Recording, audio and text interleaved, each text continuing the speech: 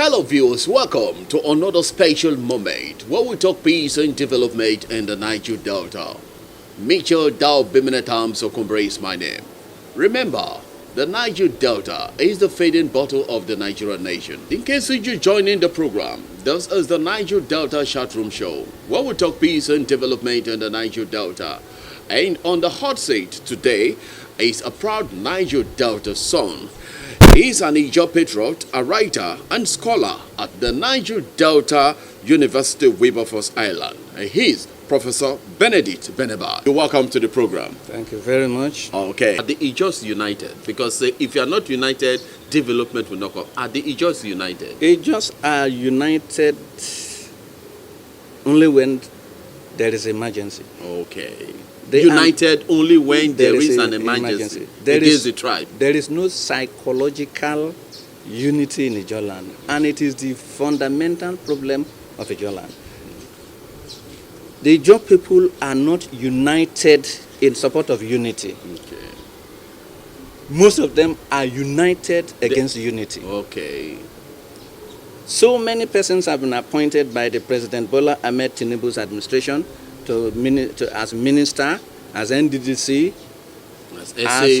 as presidential amnesty advisors, and then some agencies have also been given opportunity, agencies like the Tantita and all of that. You can see the volume of criticism that is emerging from everywhere. What is the reason for all of that? Do you think that if those people are removed, you will be the one to get to that place? And as far as I'm concerned, they are actually doing their best. The best kind of leaders that I've ever seen since I came into Ijoland. These are leaders we call the prosperous leaders. Okay. Prosperous leaders are leaders who empower their followers. And there is also a multiplier effect. The followers also, bless their followers. And it goes in chains. It goes in chains. There had been leaders before them, but this era of leadership is a leadership of prosperity. So you understand, if we have that kind of leadership, Ijoland will definitely progress. But you find out that even in the practice of this prosperous leadership, Ijo people are uniting against the good leaders. The good leaders. So they are uniting against unity. Instead of uniting for unity, they are uniting against unity. And which is a bad omen. It will never augur well. If you drag me away from my office, by the time you go in there, will I not drag you? Yes. It's just going to be a continuous process. So what you're saying that the Ijos are very familiar with the pull him down syndrome? Yes. Which is affecting the development. Which is affecting development. The self-determination, they just have not been able to mobilize the self to achieve self-determination. We are not ready. No unity. No unity. Yes. So, okay, Prof, today you are on the Niger Delta Chatroom Show to talk peace and development. First and foremost, how would you describe a typical Ijo man? A typical Ijo man is a proud Ijo man, is a peaceful man, is somebody who lives a communal life, is somebody who tolerates others, and is somebody who lives and defends the truth. Okay. People say that the Ijos are so troublesome. Ijos are not troublesome. Good. They are the most peaceful people in the world because they accept strangers and treat strangers as if strangers are part of them. Ijos are people who have been marginalized, oppressed, subalternized for many centuries. Their rights and privileges are not given to them from the pre-colonial to this era of post-colonial governmentality. So if you are qualified for something and you are not given that thing, don't you have a right to demand for yourself, for your rights? And when you demand, do you call it trouble? Yes, they are always demanding because their rights and privileges have not been restored. And what are these rights and privileges? There are very many. Economic rights, political rights, cultural rights, educational rights. The rights are many. The right to self-determination and political participation. all of these things are key to Ijaw. Ijaws have been in this country for a long time, and we appear to be very, very invisible. We are not seen because the question of love for the general country is not there. Anyone who wants to succeed in Nigeria should be able to spread love to every part of Nigeria. Was that why President Tinubu went to campaign in Oproza? Well, I do not know why he went to campaign there. No, since you said that the people, whoever wants to succeed, will always need the Ijaws. No, will spread love. We spread love. Yes. Okay. So it's a practical thing. You have to spread the love, and let us see you to be spreading the love before we believe that you are on track. On track. Yes. Okay, still on the Ijaw nation. The Ijaws always spearhead any struggle on development on the Niger Delta. What's your take on that? Ijaws are the oldest ethnic nationality in this country and in the Niger Delta. Okay. They are more in population in the Niger Delta. But that is not to say that we do not have other occupants of the Niger Delta. Okay. They just spearhead development of the Niger Delta because their area has been wickedly underdeveloped. They need to belong to a country that is there. And if the opportunities are not given, they will always spearhead development. Ijaws are the majority of the Niger Delta. Yes, they are the major ethnic nationalities in the Niger Delta. The fourth largest ethnic nationality in Nigeria, and the major ethnic nationality in Nigeria, because we are found in 6 states of the Niger Delta. Let me just chip in there. You just said that the Ijaws fourth largest, Yeah. which we all believe. But some Ijaws are saying that we are not even the fourth largest. We are larger than the fourth. We are almost the largest because most of our people are not captured. The Ijaw people are not captured in census. What is important is whether it is fourth largest or it is not fourth largest, whether it is the largest or not. We are treated as minority. We are underdeveloped. We are fourth largest. We say this because government and the people of Nigeria ought to recognize the fact that we are fourth largest and ought to be carried along in terms of development. But this is not happening. So what is important to me is development of the Ijaw area, whether it is the fourth largest or it is a minority tribe, because the oil that feeds the nation is from Ijaw land. But the government say they have invested so much trillions of naira in the Niger Delta and the Ijaw development. There is difference between theory and practice. In theory, they have invested so much development. In practice, there is nothing to write home about. So don't you think the problem is from the Ijaw axis? The problem is not from the Ijaw. So who do we blame? It is some kind of conspiracy from the Philistinic and elitist class. Okay. The economic buccaneers are the ones responsible for the underdevelopment in the Niger Delta, particularly in the Ijaw area. A lot of projects, there are so many projects that have been approved and so many are abandoned and only few are visible. Only few are visible? Yes. Wow.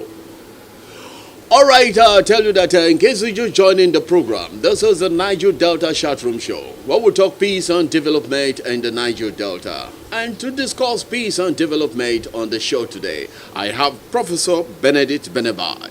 Is on the hot seat to talk development in the region. Okay, Prof, let's start with the area of education. How do you see the educational development and Ijaw nation? Are we educationally developed, the institutions and the rest? Well, the situation appears to be better than before. Okay. With the creation of Bayelsa State and with the visionary leadership of some upcoming Ijaw leaders in some other parts of the Niger Delta, the problem appears to have been solved gradually, but it's not perfect yet. We are coming from somewhere and we are not yet where we are going to. In Bayelsa State, we have about 4 universities.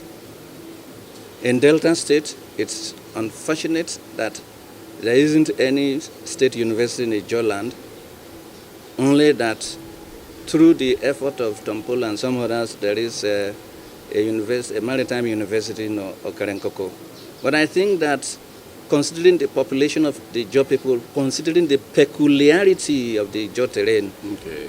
the riverine area ought to be given university education. A university ought to be sited there to be able to take care of the teeming number of the Ijaw youths who clamor for university education. And that will go a long way to help youth restiveness in the area.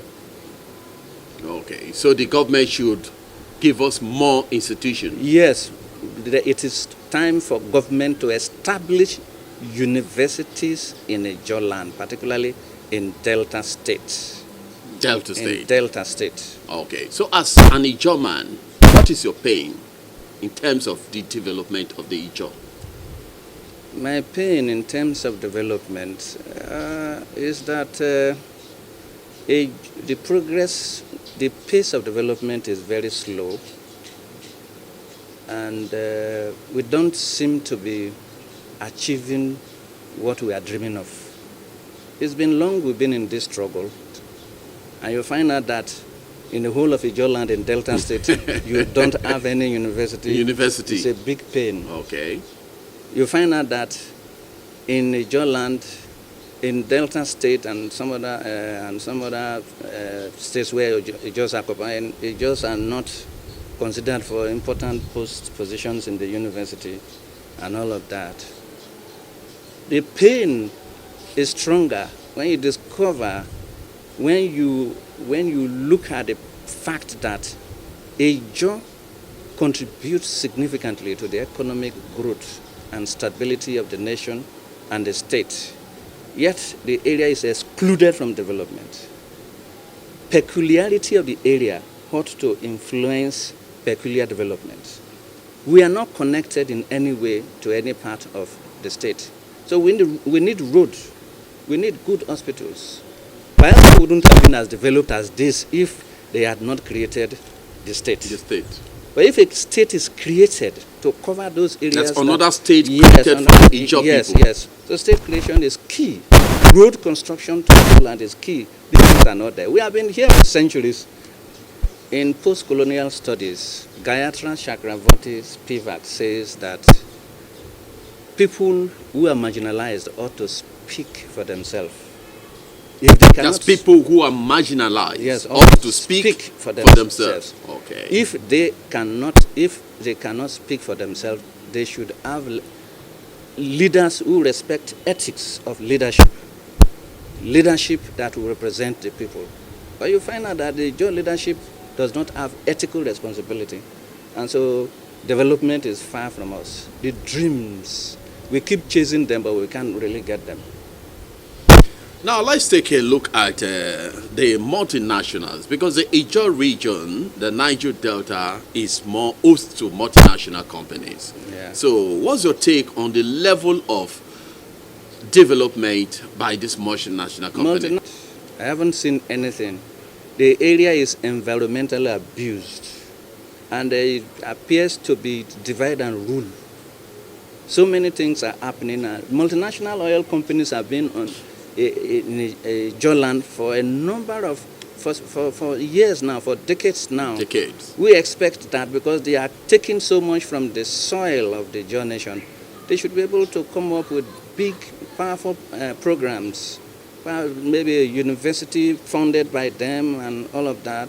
They should show responsibility for taking so much from us. But I haven't seen any of that. Okay. They only give money to leaders in society, and they end up destroying themselves, or intercommunal war, or intergenerational war. These are the things that we experience there. So people said the multinationals are using the divide and rule system within our community. Yes, that's true. Divide and rule. And that has been the major reason why we are on the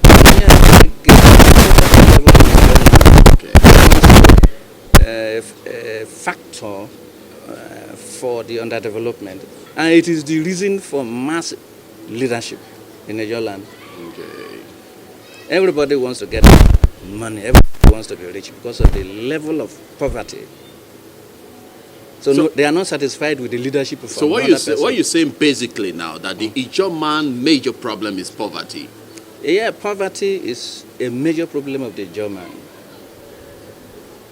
Major problem. It's a major problem of the Ijaw man. And that is what is now affecting our political leaders and the leaders. Exactly. Prof, how we sustain absolute peace and development in the Niger Delta with a special focus to the Ijaw area? It is very simple. Solve the problems of the Ijaw people, the problems that have been articulated by Ijaw people to the government, state government. The problems. And the federal government. Economic development, political participation, environmental sustainability, environmental remediation, education. Government should be able to provide for all of this, and you see that the Ijaw area will be so peaceful, Niger Delta will be peaceful. I heard you just said political recognition. The Ijaw man has become president of this great nation. Good luck, Jonathan. Is that not political recognition to foster development to the region? Has that brought voice to Ijaw nation? It is one thing to become president of Nigeria, and another thing to move the people forward. Even if he has the intention to move forward, he is controlled by a lot of people. There are so many interests. There are interests that you cannot touch. There are interests that you must pursue before your own interest. I understand the situation of our brother who was there as president. He tried his best, but Nigeria is a very difficult country. The minority factor is always played. If anybody in the Ijaw land or minority goes to that place, they may not even succeed as better as a good luck Jonathan.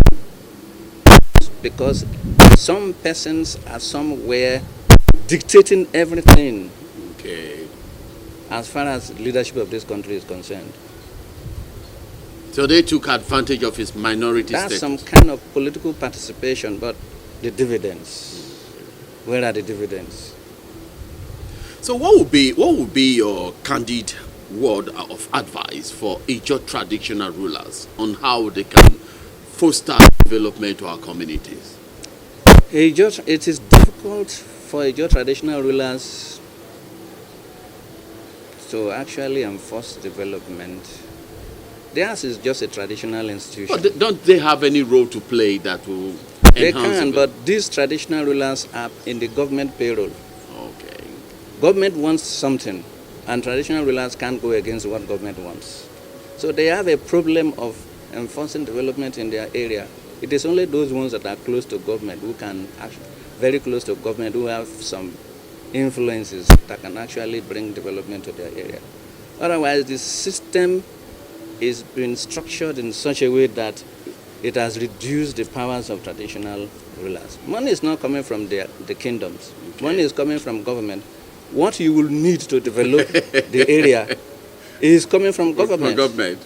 And if government is disinclined and traditional ruler wants his area to be, and he goes to make one kind of noise, or that the next day he will be removed from office or suspended. So the government calls the shots. So that's the dilemma of the traditional rulers.